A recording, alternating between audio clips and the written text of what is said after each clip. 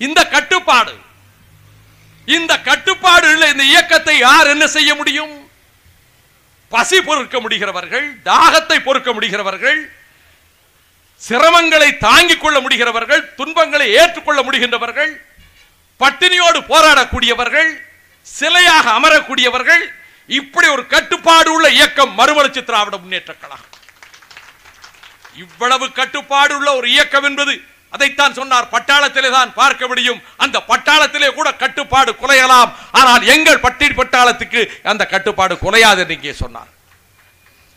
பகலெல்லாம் இந்த வெயிலையும் பொருட்படுத்தாமல், ஆனால் காற்றையும் பொருட்படுத்தாமல் நீங்கள் உட்கார்ந்திருக்கிறீர்களே, அப்பொழுதுதான் நான் நினைத்தேன், ஒரு காட்சி நினைவுக்கு வந்தது.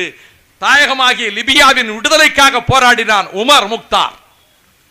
அவன் பாலைவனத்திலே இருந்து போராடி கொண்டிருந்த வயது முதிர்ந்த கிழவன் தன் படையணி வீரர்களை திரட்டிக் கொண்டு போராடுகிற போது அவர்களை வேட்டையாடுவதற்கு இத்தாலி முசோலினியுடைய ராணுவம் அங்கே வந்தது. டேங்குகளோடு வந்தது, குண்டு வீசுகின்ற பட்டாளத்தோடு வந்தது. இவனிடம் வெறும் குதிரை படைதான். அந்த குதிரைகளை வந்து கீழே இறங்கி நிற்க சொன்னான்.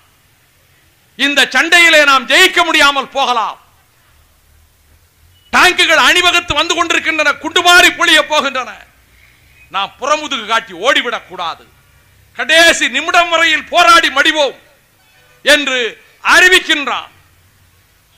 தமிழ்நாட்டில் கிராமப்புறங்களில் மங்கள வாழ்த்து சொல்வதற்கு குலவையிடுவார்கள். மாரியம்மன் கோயில் திருவிழாவிலே கூடுகிற கூட்டத்திலே குலவையிடுவார்கள். வெற்றி திருமகனாக வீட்டு வாசலுக்கு வருகின்றவரை குலவையிட்டு வரவேற்பார்கள். இந்த குலவை இடுகிற வழக்கம் நம்முடைய தமிழகத்திலே நெடுங்காலமாக இருக்கிறது. கிராமங்களிலே அதே குலவையிடுகிற வழக்கம் லிபியாவிலே இன்றும் இருக்கிறது. திராவிடர்களின் மூல கலாச்சாரம் பல இடங்களிலே பரவி இருக்கிறது. அப்படி குலவையிட்டு வாழ்த்தி அனுப்பிய அந்த வீரர்கள் மணல் வெளியில் நிற்பார்கள். அப்பொழுது உமர் முக்தார் சொல்வார், பின்வாங்கி ஓடக்கூடாது, இந்த மணல் வெளியில் கடைசி வரை நின்று போராடி மடிவோம் என்று சொல்வான்.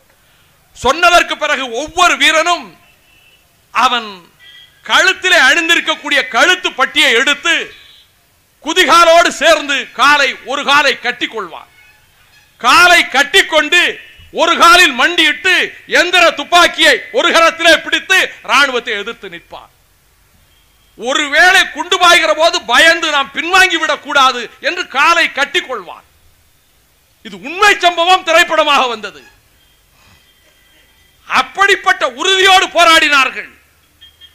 பலம் வாய்ந்த பீரங்கிகளை சுமந்து வருகின்ற டாங்கிகளை எதிர்த்து போராடி அன்றைக்கு மடிந்தாலும் கடைசியிலே வென்றார்.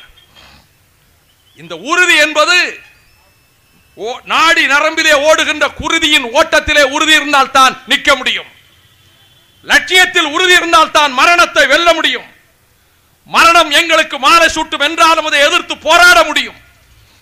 அப்படிப்பட்ட உறுதியோடு நின்றதை நான் படித்திருக்கிறேன்.